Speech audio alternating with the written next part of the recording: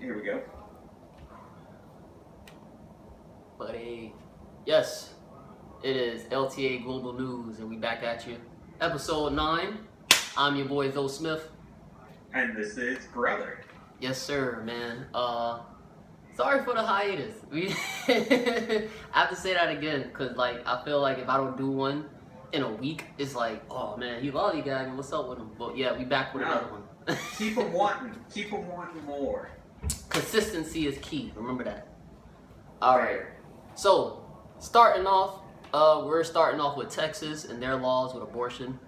Apparently, anybody can file a lawsuit against you, against women who are getting abortions, who plan on getting them after 6 weeks of, formation?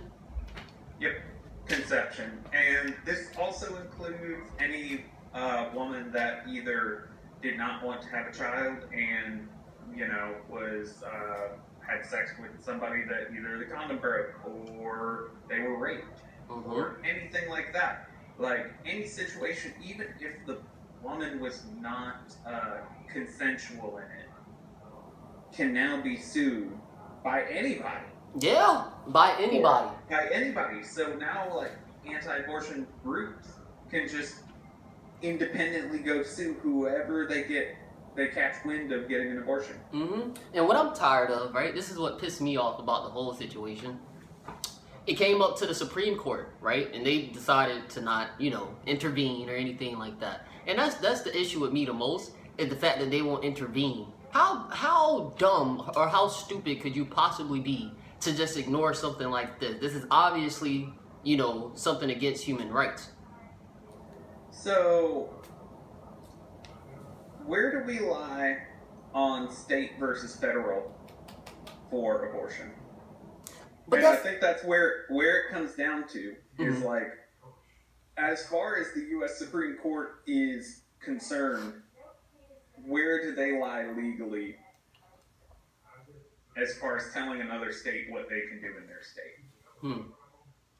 It's not I definitely agree that women should have this choice, honestly, completely. Yeah. But as far as like the red tape is concerned, I wonder if they had to kind of refuse simply because they didn't have the power, and if so, would it be an overarching like grab of power by the quote unquote big federal government into a very red state? Yeah, but then again, we have to realize, like, it's not like women are the ones that are making these laws. Yeah, completely. And there may be women that are making these laws, but they solidly believe that the point of life is a conception. And I think that's really what it comes down to, is like, you have different groups of people consider life and thus the choice of the woman to be at different points. Some parties believe that life begins at conception.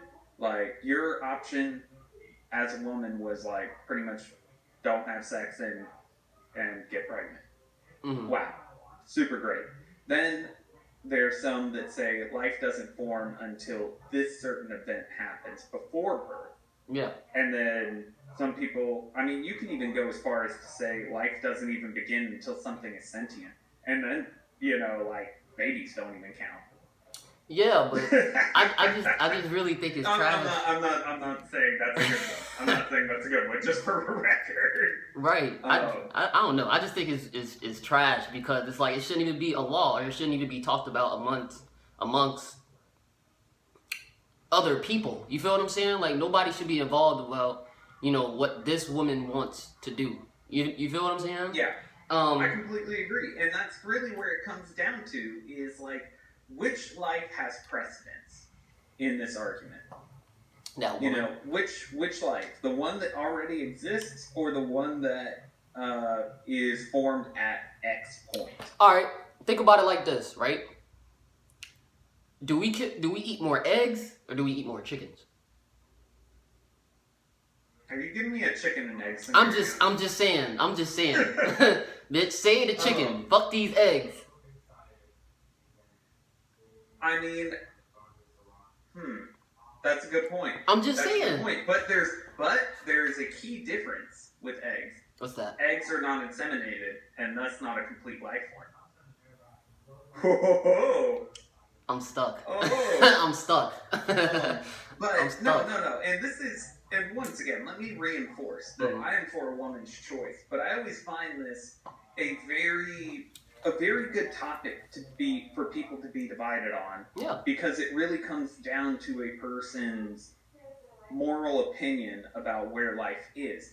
In the same circumstance, people that feel that life begins upon conception might also feel that having an abortion is like a even more brutal equivalent of a mom immediately just taking a 1 or 2-year-old to the orphanage and being like, I don't want it, get it out.